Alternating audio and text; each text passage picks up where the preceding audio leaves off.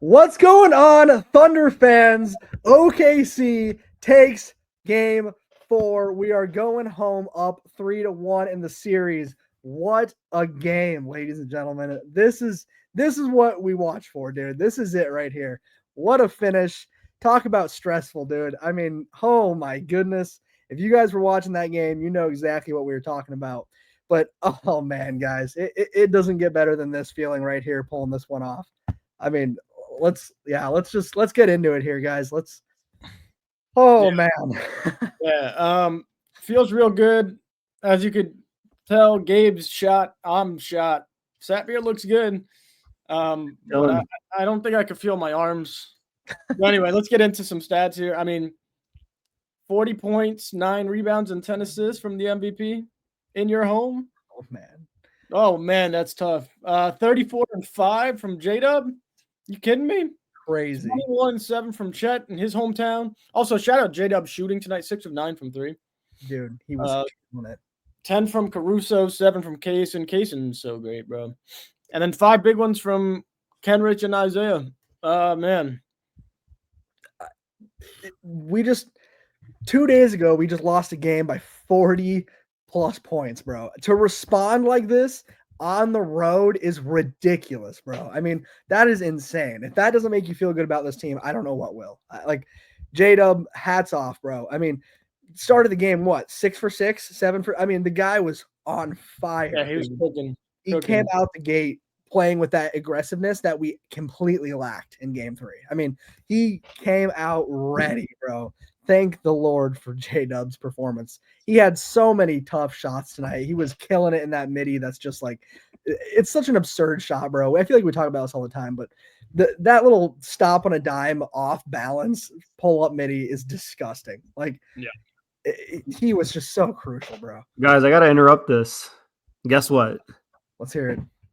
Thunder are 1 win away from the NBA Finals since 2016, baby. Let's go, man. I am pumped up. We just had an MVP level performance. Shai took the shots that he needed to take. He took a high volume of shots. We haven't seen that before. 30. I love that, man. I love that from Shai. And this was just a beautiful win overall. I thought the coaching was better. Clearly, Mark learned his lesson on how to control the clock a lot better. I felt we did that this time around, even with a couple of missed free throws here and there, whatever. We executed in the closing minutes. And I think we learned that from the Nuggets series. We got to remember, this is really the whole team, including Mark and, the big three and everyone included. It's really their second run together. And so we learned a lot from the previous series. And this series, we kind of implemented that this game. And so I'm really appreciative to the squad. And they just out-executed at all levels, man, to be honest. Absolutely. Yeah, I mean, talking about, the trio, I want to say we officially have a big three. Like, teams say we have a big three, but, they've been inconsistent in the playoffs last year. Young, injured, but they're officially here. Chet is just unreal. His shooting in clutch moments. I mean, he was knocking down threes in the third and fourth quarter. The shooting 21 ones. Yeah.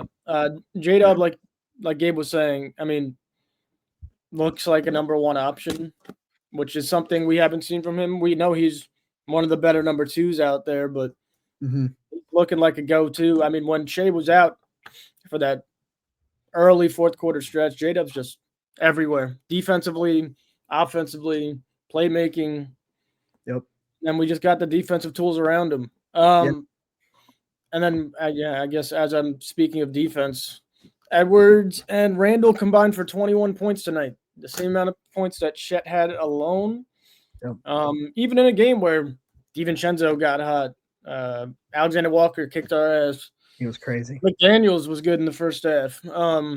They all exceeded expectations. Every one of those guys played way better than they are. I mean, and honestly, hats off to one guy I will tip my hat to is DiVincenzo. He's been getting so much hate from the Minnesota fan base. I've seen some crazy things, and he really stepped up tonight. I mean, he hit those corner threes in that last stretch of the game. That was just killing us, dude. If it would have come down to him shooting a game winner, I truly believe he was hitting it. the confidence that he was shooting the ball was scary, like genuinely dangerous. So hats off to him. But dude, I mean, it all goes back to everybody saying we have this lack of experience and too young, but the amount of waves that we were hit with in this game and still came out on top in a stadium that is incredibly loud. They are loud, man. They do not stop. They yell, they chant, it doesn't matter if they know it was a foul. They're yelling. They're the most, I don't want to use the word obnoxious and be like out of pocket, but it's crazy. And we all night long, we dealt with, they took down a lot of leads. We dealt with it. We managed to keep them. We locked up Ant and Randall. That's one thing, but then to survive all those other guys playing so much better than they normally do is insane. I mean, that's a game you lose, is when those other role players out of nowhere just pop off. And we withstood it. I mean, this team, they are young, but you cannot doubt if they can win when it matters. It can't be doubted. They're capable. Another thing to show the experience, we led the entire game from the 5:38 mark into the first quarter. And then Minnesota never took a lead again. So we pretty much controlled the whole game. They had their runs. I mean, they weren't going down without a fight at home, not trying to go down 3-1. But sure, for a team to have the lead the whole game and keep it, super impressive. Super impressive. Yeah, I want to jump into that and mention J-Dub and Shai combined for 20 points in the first quarter, which resulted in like that 32-26 lead. And then from there, the most they did was tie it at the halftime. In the third quarter, it ended up tied at 92-92. So we really did a really good job throughout all three of the starting quarters. And then in the fourth quarter, honestly, I was not fazed at all. The way we had played in terms of the momentum up until that point, I knew we were taking this game. The way Shai was playing, when Shai's on his game like this with the other guys, I think they all had, our big three all had 20+ points together. So it's like, I knew we were going to take this back to OKC going into the fourth with the way the game had gone up till that point. Absolutely. You got to, honestly, not to be an asshole, but you truthfully have to thank the Denver Nuggets for putting us through this. Like, I'm not trying to shoot shade at them at all. Like, I mean, without that series, I'm not sure if we win this game tonight. And you could show how quickly we've learned. Yeah, which is great. The term battle tested is exactly what that is. I mean, we're about to have our first NBA Finals appearance since 2012, man. Well, my bad, I interrupted you, Gabe. Pump the brakes. We still got to go win at home. One thing I'd like to see is just get back to our identity a little bit at home. 41 points in the fourth quarter for Minnesota is just not okay. I mean, that was their last hurrah, and we matched it with 38. Luckily, we were up 5 going into the fourth, but 41 points for a team that, I mean, was shooting the ball well, but their 2 stars were not. We got to get back to defense at home, which I think we will. For sure. And screw Doris Burke, too. Man. Yeah. All my homies hate Doris Burke. Yeah, she's ridiculous, man. She's going home crying tonight, though. It's all right. If there's a chance to bring up the concept of a free throw merchant, she is like foaming at the mouth. Like, dude, she's worse than a clickbait like a hate account. Yeah. No, not even a YouTuber. Like, she's worse than like the Hater Central or NBA Intel, man. She's like clickbaiting for. Good. I was just gonna say, I can't believe analysts in 2025 are clickbaiting in the middle of a Western Conference game. Like that makes no sense. The greatest thing to me was like a lot of it was Shai, but she's going like, I don't know if that's the right call in like every foul. And Jefferson's like, yeah, that's probably the right call. I played that one day before. Like every time she said something, he was like, nah. Yeah. So shout out Richard Jefferson for being a real one, but doing what he can. I mean, he's a real one always, man. But even in the end of the game, man, she was like, oh, this is a foul. But like when we would like Shai would absolutely get smacked, she's like, oh, that was a good call. I'm like, dude, all right, this is getting ridiculous. There was also the moment earlier in the game where she mentioned the free throw merchant thing, and Jefferson was like, if you look at the stats, they see otherwise, and she goes, yeah, I agree. What? Like 10 seconds ago, she dead ass just called him a free throw. She's praising Mike Conley for absolutely, I don't want to use the word, just fouling the hell out of J-Dub in the post. Like, bro, how about this defense from Mike Conley on Jalen Williams? She says as J-Dub just gets whacked 18 times in foreplay. But anyway, whatever. We got a Minnesota fan saying Jefferson is a clown just because he speaks facts. Sorry for the 3-1 lead. But listen, we've been here before. I know it's been a really long time. And maybe a lot of our fan base doesn't even remember it too correctly. But you got to go get the first one. Yeah, I'll explain why. You got to get the one at home because you don't want to go back to Minnesota with them having energy, having confidence, and giving them a chance. Because then pressure's on us if there's a Game 7, and we don't need that. So and at that point, we got a 2-game win streak as well. I mean, you don't want that ball rolling. But just go home, get it done like we should. I mean, we absolutely blew them out both times at home. Yeah, their role players are not like that on the road. They are the best role players at home. Like the jump from road to home, unbelievable. Like unbelievable. But Minnesota just elevates when they play us. I don't understand, dude. There is a special kind of hatred between these two franchises. Like they just elevate every time. So. But yeah, I agree. It's a home away thing for sure. It's a big difference when they're away. So just take care of business, man. Just one more, man. One more. Oh, good. I was gonna say the thing I'm really happy about is we beat them on a night where they shot 51% from the field, 44% nearly from 3-point. Even with their 2 stars really struggling as a team, they played as well as you can possibly play. And I just don't think they played twice now that they've played pretty good, and I don't think they can keep that up. They're just not that level of a jump shooting team, especially with the home crowd pressure. We've already seen it. I think we have a great chance at closing because I just don't see this continuing in terms of their shooting stretch. It's gotta, dude. We just gotta take care of it. Why are we talking about the Pacers in the comments? Oh, that's the Minnesota fan. Whatever. Yeah. Thunder to the moon, yes sir, yes sir. But yeah.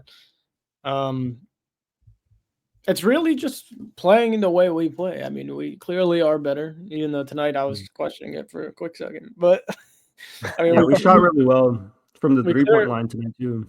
Yeah, they shot well, we shot well, and there's a way with they call us inexperienced, but Julius Randle just shuts down if he doesn't have it going early. Mental warfare with him, and to be honest, I didn't see any energy out of Ant all night. Even when he was trying to get it going, we were all over him. So I don't remember the exact stat, but Anthony Edwards is not a particularly good player in the clutch. I don't remember the exact percentage that he was. He's had a rough season in the clutch. Yeah. So having this game on the road, you lose, you go home. I don't know if they're going to look to him. And if he doesn't show up, it's over. It's absolutely over. And to show up, he's got to drop at least 30. I mean, they're not going to be able to rely on those role players again. So I'm curious to see if he really – everyone talks about Ant as the next face of the league. This is big for his career. If he steps up, this will definitely help us realize that, like, okay, he's a riser. We have not seen that yet. I don't remember who it was that said it. I believe it might have been Richard Jefferson. Someone was talking about how everyone talked about how Ant was like this next face of the league, but he hasn't risen like Brunson and Halliburton. Like he's like, I need to see more out of Ant, and that's true.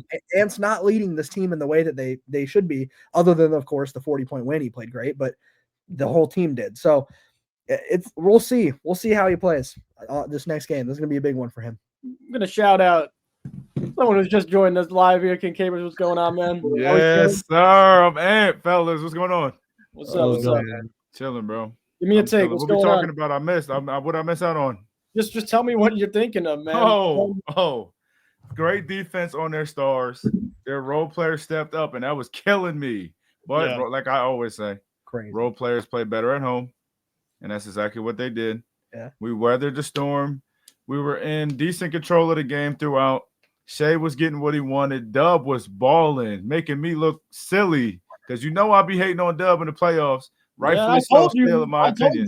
I've been defending him too. Chet, you called me out. Hey, I'm just saying though, bro. I'm just saying, but he proved me wrong tonight. So I'm happy. You know what I'm saying? This is the first time we've been this close in 9 years. That's crazy. You gotta understand too. Something with Dub is he's going against like most of the time Ant, McDaniels, or Randall. Yeah, Unless it's like DiVincenzo on the bench. So he's been frying, and that's why we're up 3-1. Yeah, I think that kind of jumped into the point that I was trying to make about J-Dub. He's stepped it up. Like, I don't think anyone can talk about him as a playoff dropper. He's actually risen in the playoffs, 34 points in this game. He had a 30-point game in the Denver series. I mean, he has stepped it up. His efficiency tonight, 6 for 9 on the 3-point line, 66%. We needed all of that to win this. And yeah, we did. Can we just talk about some though? He's doing it, man. Can we just talk about, like, I don't want to nitpick here. I really don't. Mm-hmm. Why is it that, like, why do we have to have that 42-point loss, man? Like, we gave up so early, and we all talked about it and said that, like, yeah, we're gonna bounce back. The team's resilient, whatever. But, like, you couldn't have just done this. We could have been going to the final. Bro, their season was on the line tonight too.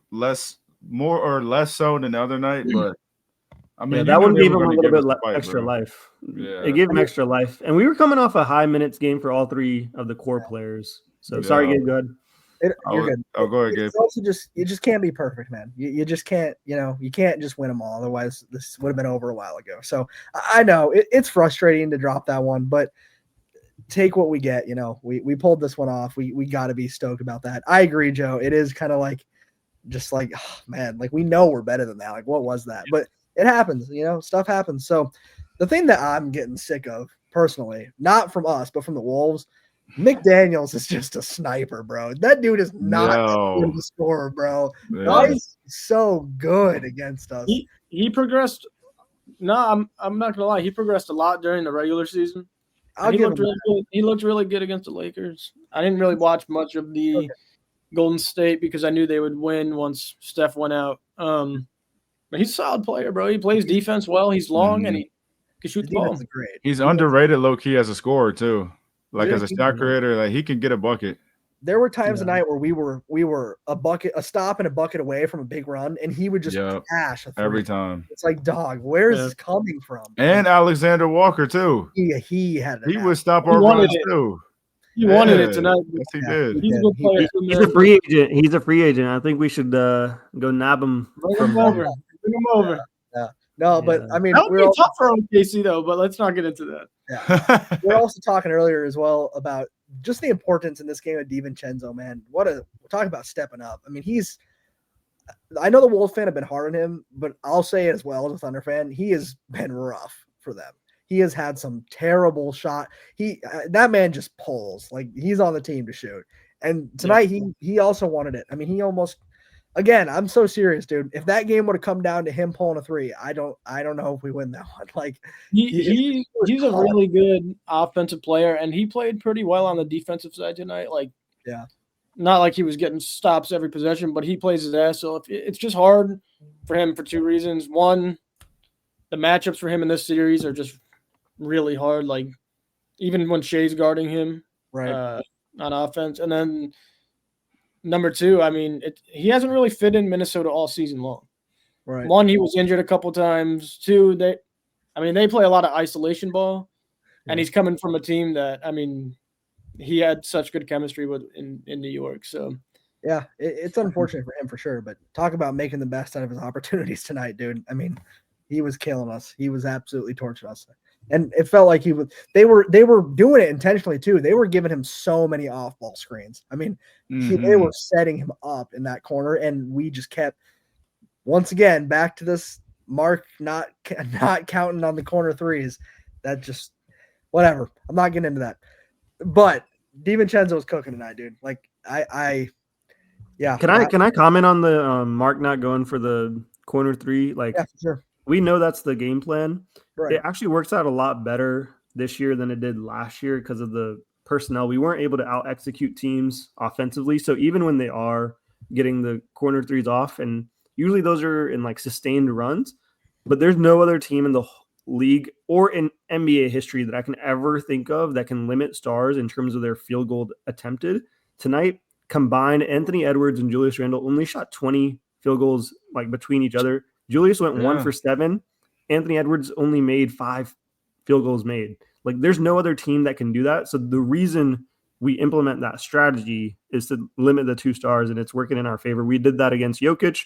We're doing that against these guys. The fact that superstars are able to drop maybe, a significant amount in terms of the shots they can even take. Imagine that could happen to our superstar where Shai, instead of getting 30 or 20 shots off, he was only getting 10 shots off. Like it's pretty much nearly impossible to win. Mm-hmm. Obviously, you need the other team, shooting at as well as they are, and you expect them to do that at home, but not on the road. So in a series when we have home court, it's the perfect strategy. Yeah, versus I love last year, it didn't work out due to personnel, but it was the right strategy though. It was the right strategy. Yeah, it was the right strategy.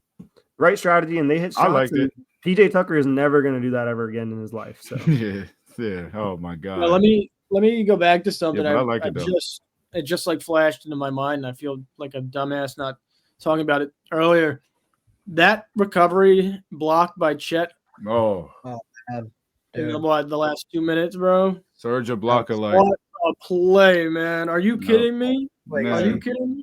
And just before it hits the glass. I mean, if he's half a second later, it's a goaltend. Like, you could not have blocked that better. And then I hope whoever was watching and going back and forth with me the other day, Hartenstein played 16 minutes. We love the guy. It's just not the matchup. The double big is not the matchup this go around this series, and we played with only Chet on the floor, only Hartenstein on the floor, or neither of them at all. I want to tell you something. We had 19 goddamn offensive rebounds tonight. I was going to say, I was talking to the guys in playback. I was like, bro, I haven't seen Hartenstein in I don't know how long, bro.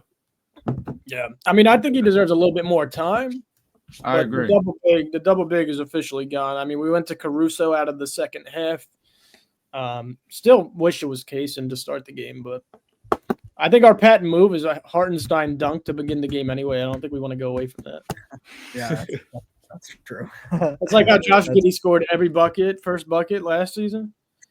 Now it's Isaiah. It's just a specific play call. The other thing that I'm noticing is, I mean, I called this out in the last game, is they need to limit the Rudy Gobert minutes. And tonight he played 32, and I just don't think it's a sustainable way to win for Minnesota. Like, if they want even a lick of a chance to beat us next game, they've got to sit that guy on the bench and play him maybe max 15 minutes in spurts. Otherwise, I don't think they can extend this series with him playing. I mean, it's in our favor if he plays 30 minutes. 30 minutes, he shot 8 field goals attempted. I mean, on solid efficiency, of course. He's never going to space the floor. He's barely making his free throws, 50% tonight. And he's only grabbing 9 rebounds. Like, we'll take that all day, right? Like, especially with the amount of offense we generate just off of him being on the floor alone is more valuable to us than it is to them. So I still don't understand why he's seeing the floor when you just saw what happened in the previous game when they limited his minutes early. They took a quick lead. They hit us, early, and that's the only way you can really beat OKC. A better chance with spacing and shooting for Ant and Randall, which that's the main thing that's destroying them right now is they don't have spacing. Yeah. Yeah, I mean, you can tell when they do get spacing on the floor, Ant gets to the rim quite easily when he wants to. I mean, he's interesting. I got to get to some of these Instagram comments. Alec, we do interact with chat. I guess we can answer this one. It's a bit off topic, but what's the prediction with the Knicks-Pacers series? I mean, he's begging for a response there, so might as well go off target or off topic a little. Knicks stand here, I guess, right? It's their cook, bro. It's their cook. You have to come back down 20. You're already down 2-1. You're not beating them in Indiana twice. It's going to be 3-1 tomorrow. And who's to say they even win Game 5? I think they're done now, bro.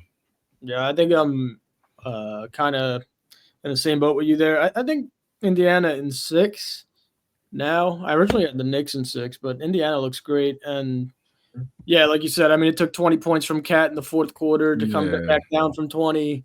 You probably won't win tomorrow. And if they even get I'll say they'll get one at Madison Square Garden. But Pacers in 6 for me.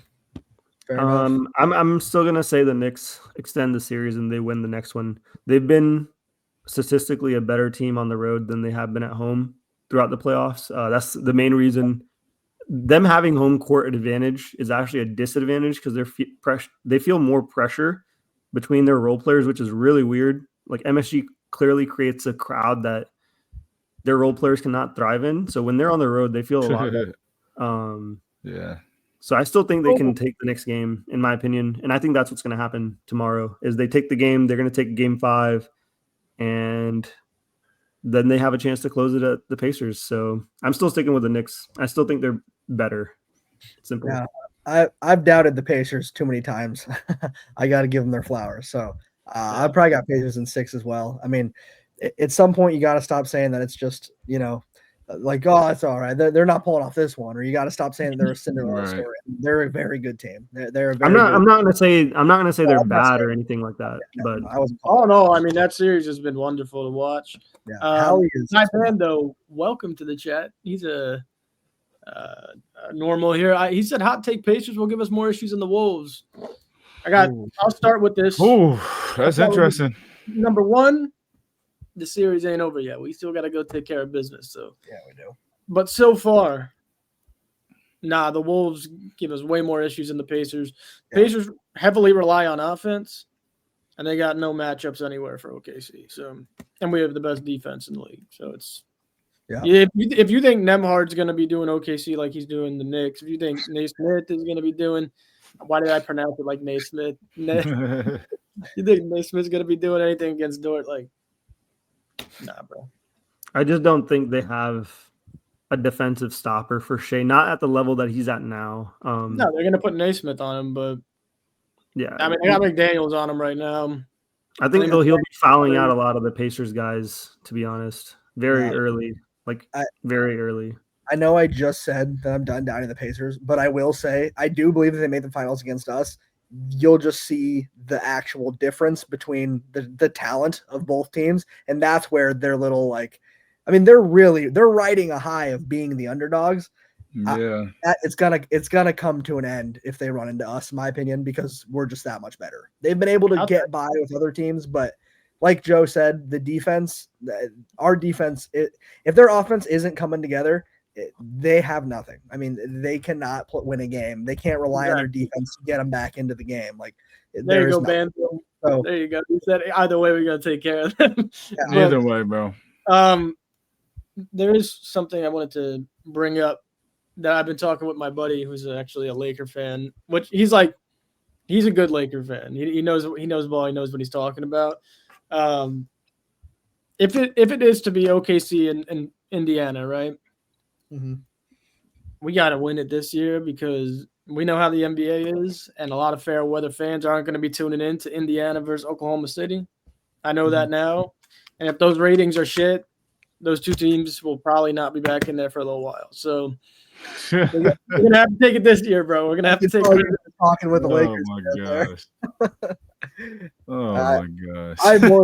I more so think we got to win it this year just because we get all this hype about being this team that's got the brightest future. And don't get me wrong. I know.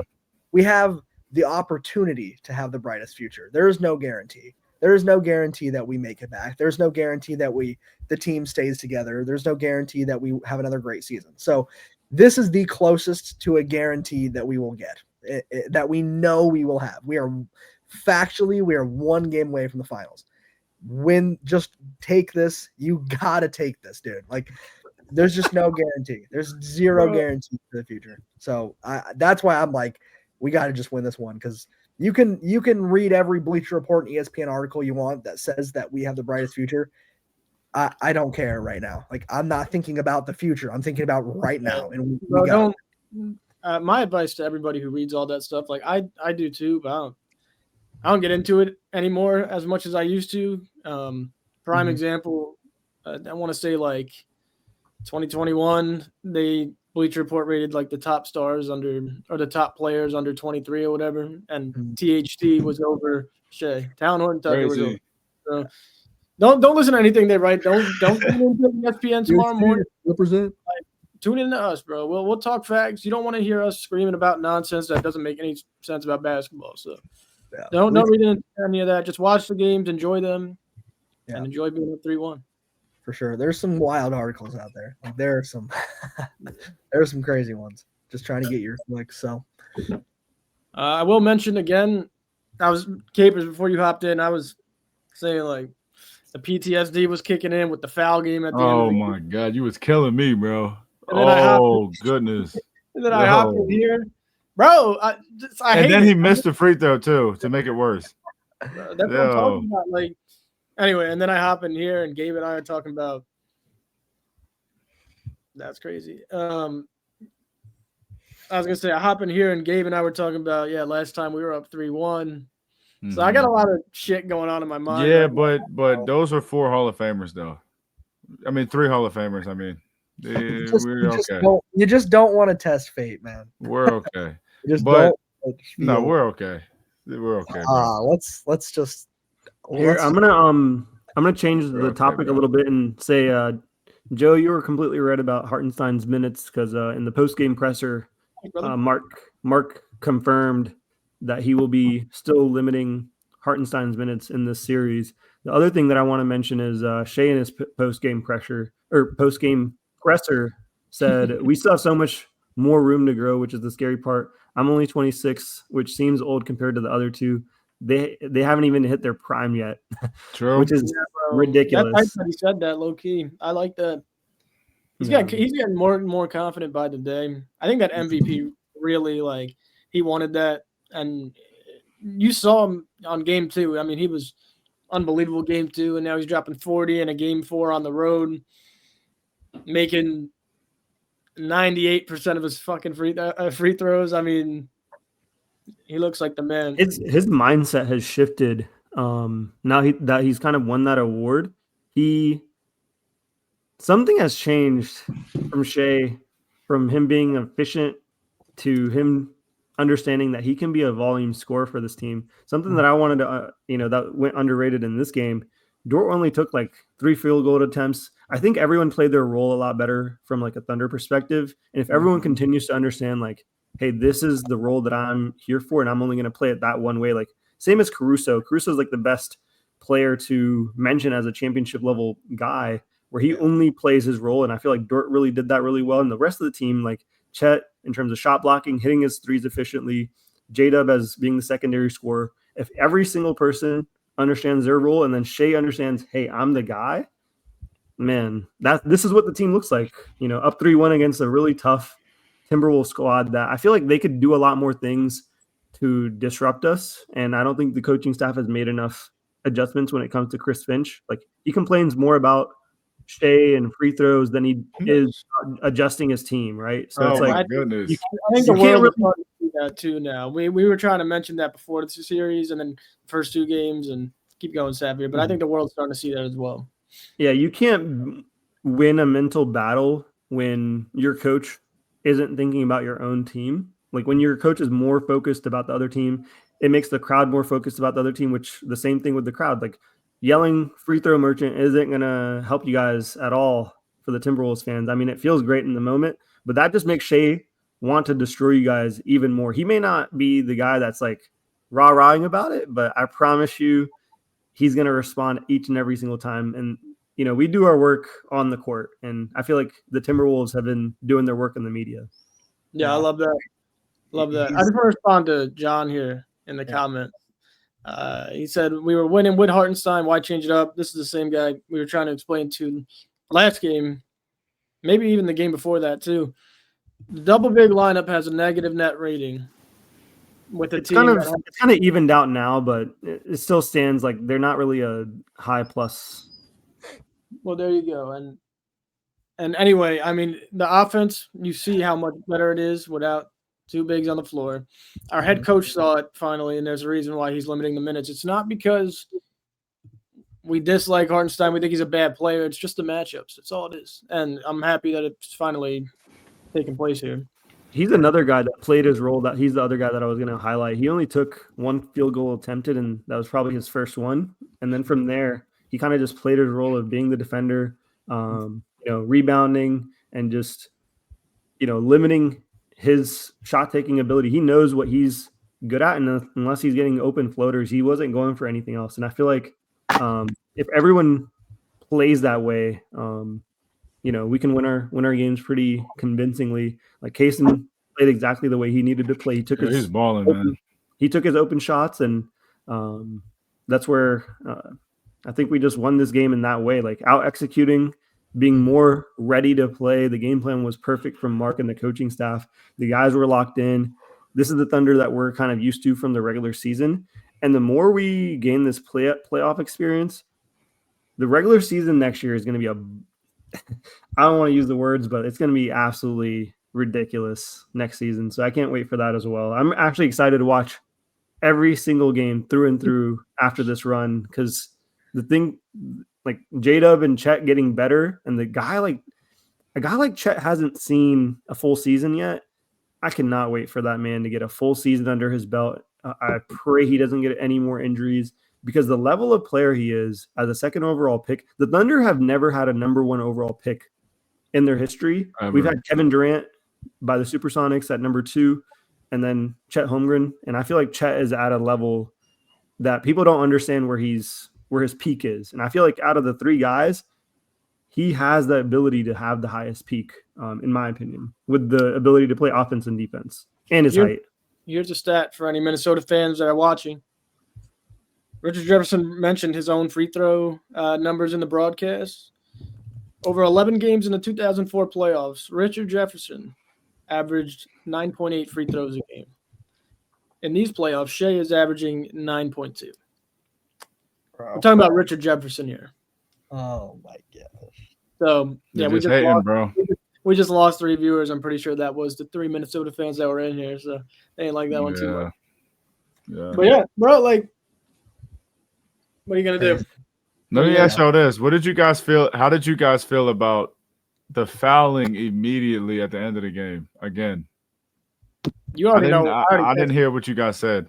I already texted you about that, bro. Oh goodness, what is the? Can somebody explain to me their thought process on that? Sabir, I can. What is the what? I can explain it. It doesn't make sense to me, but I can definitely explain. Okay, so the analytics. Analytics around this conversation work because it's such a new concept that LeBron and JJ Redick mentioned on a podcast one time, and now the analytics guys, when LeBron mentions something, people take it a little too much to heart. And the part that they didn't watch all the way through in that podcast is they specifically said you only do it in certain game-to-game situations according to the scenario that you're in, right? Mm-hmm. The specific scenario that they laid out was like under 5 seconds, you're up 3. That's when you foul, because then you can play the free throw game, and it makes sense. We're up 6. There's no reason to do that. You just defend, you get the rebound. Even if they hit it, you hit your free throws. It's still a 2-possession game. You never do it within 2 possessions. You only do it within 1 possession under 5 seconds. That was the caveat of what LeBron and them mentioned within the podcast. And I feel like whoever from our coaching staff listened to it and took it a little too much to heart and was like, okay, this is what we're going to do every single time. And it does not work every single time.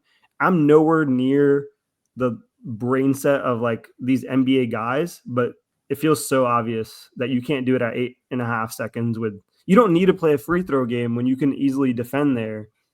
And even if they make it, and then the thing is, we didn't need a foul because they would have taken some part of the clock and got it down to 5 seconds to where it does make sense to do it within 3, and you have the best free throw shooter. And then we go up 2 possessions, and then they don't have timeouts, and they have to go up the floor with only 5 seconds remaining. That's impossible. That's an impossible scenario. That's why it works there. It didn't work at the 8.5. It never works when you have over 2 possessions or a timeout on your end. The only scenario under 5 seconds, no timeouts for either side, and it's only a 1-possession game with them up 3, and they have to come up the floor. You get them past half court, you foul them, and there's 2 seconds left. You hit your free throw, you finish the game. That's the only scenario you ever foul in that. Yeah. In that, and I don't know why they're trying to make an analytical battle over something that's so simple. Simplified basketball is easier basketball to win, and they're overcomplicating, the sport by doing it that way. Like, we've seen that scenario with Chet with 10 seconds. We saw it tonight with 8.5. Even Shai missed a crucial, scoring opportunity, which extended the possession game in terms of us having, the difference. So we could have been up 3 possessions instead of 2, and you just never need to play that game, in my opinion. There's only one scenario for it, and I don't mind that one. And even that one, I'm a traditional guy. I'd rather just play defense with the best defense in history in modern times, and they don't even chance it. They don't even chance it, bro. We had a big rant about in the Nuggets series, and we were like, at this point, it's just as a coach, you're just not trusting your players. Like they've earned the trust. Like Savir just mentioned, this is one of the best defensive teams in modern history, and our coach doesn't trust us enough to take care of business. Like that's just malpractice for like our players that have earned this, dude. Like just going back to relying on free throws, man. It's just wrong. I've got to take a quick random shot. I don't know if any of my homies are watching right now, but Luka's still fat and the Lakers are still at home. Just had to say that. Oh wow. No, bro, he's getting skinny. All right, keep getting skinny. You got time. Anyway, I think you're absolutely right with the under like 5 seconds around, because if you're doing it any time before, then you're prolonging the game the same way they want to prolong the game with their fouls, right? So exactly. But I got to take one more shot at Doris Burke before we hop out of here. I got to go back and watch the last like 2 minutes, but from what I remember, bro, the end of the game, she didn't say a damn word. No She way. was hot, bro. She was fuming. She was quiet. I think ESPN is. I don't know why they hate us, especially her.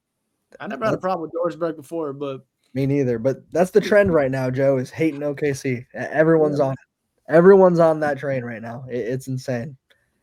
I don't believe Minnesota's that likable, so it can't be like, oh, I just like Minnesota. No, it's probably they're just hating on OKC. I don't know, man. People love Ant. People are all over Anthony Edwards. I've seen more Ant fans. Like I know so many people who don't even like the Wolves, but they're just huge Ant fans. It's like right, yeah. And everyone just hates Shai right now. So well, a lot of the teams, the issue, I think we mentioned it, or I mentioned it last time around. Once your team gets knocked out, you kind of go for the guy that looks flashy against the other team, and everyone loves a good underdog story, and Anthony Edwards kind of provides that for all the teams that we dropped off. So it's easy to hop on the Minnesota team where it's like, oh, maybe they can beat Oklahoma. And now everyone's kind of on that train of like, Luka LeBron got dropped off early. The Warriors fans got dropped off because of Steph's injury. So everyone's like, maybe someone can beat this Thunder team, and it's like, good luck and keep watching us. I love it, man. I love it. Shai gets more exposure. We get better ratings, and yes, sir. We get this is better for us, better for Oklahoma, the state of Oklahoma, and better for the team. Yep. Yeah, I mean, I'm cool here. If you guys got anything else, man, just one more win. One more win, and we get to the chip. Then we're there. Then we'll lock in. Yeah, we outscored them in our 5-man lineups that we sent out tonight with SGA, Dort, Dub, Chet, Hartenstein, and we also outscored them in the SGA, Dort, Dub, Chet, Caruso 5-man lineups. So those are probably the two that will continue to stick minutes towards. Absolutely. All right, Gabe. I got nothing else, man. Well, we can go ahead and wrap it up there for sure. They're up, man. Everyone who tuned in, thank you guys very much for the comments. Thank you guys for listening. OKC fans, we are 1 win away from going to the NBA Finals. Make sure you guys tune in to that last game and our lives. As always, thank you guys for listening. Joe. A few more things. The giveaway is still going. The giveaway for a free $100 NBA gift card, NBA store gift card is still up. You have until Wednesday. So go hit up the Instagram at Bring the Thunder Podcast. All the details are in the comments down below. If you're enjoying the content, subscribe. Love all you guys for tuning in, especially the guys that keep tuning in. The T-Wolves, one stat real quick, are 8-12 in elimination games. So we got some type of history stat on our side. And I guess I'll just send it off with, you guys won one game and you want to start talking shit. Everybody's tough when they're up, but Thunder up, baby. Let's go. Let's go. Yes, sir.